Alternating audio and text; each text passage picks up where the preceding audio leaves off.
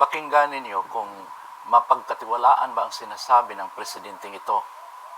Mr. President, kayo po ba sa puso ninyo, gusto niyo bang makipagkasundo pa sa mga Duterte? Oo.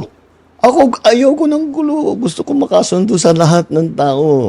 Mas Totoo kaya yon na ayaw niya ang gulo, pero bakit pinapalitis niya ang kanyang Vice Presidente Sara Duterte sa kanyang impeachment case at isinuko niya ang dating Presidente PRRD sa ICC, The Hague, Netherlands?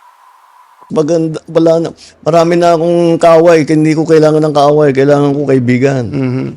Totoo kaya yon?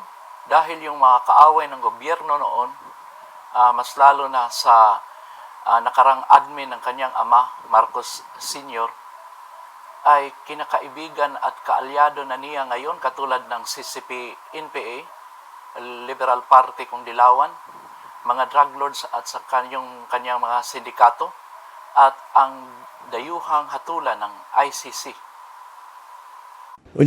Kagaya na sabi ko sa'yo, pagka hindi ko magko-confess ako dito. Ako na ang mag-confess para sa kanya.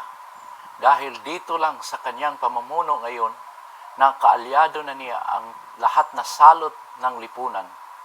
Pwede naman po, para akong pari po nito ngayon na po. Ewan ko, kahit hanggat maaari, ako, ang habol ko, yung stability, peaceful, para magawa namin yung trabaho namin. Nagkamali ka, Mr. President, kahit wala kang nagawa ng proyekto sa iyong pamumuno, nakita namin na tinatrabaho mo ang pagnanakaw sa kabanang bayan gamit ang iyong asawa na si Lisa Satanas at yung pinsan mo na si Tamba Martin Romualdez.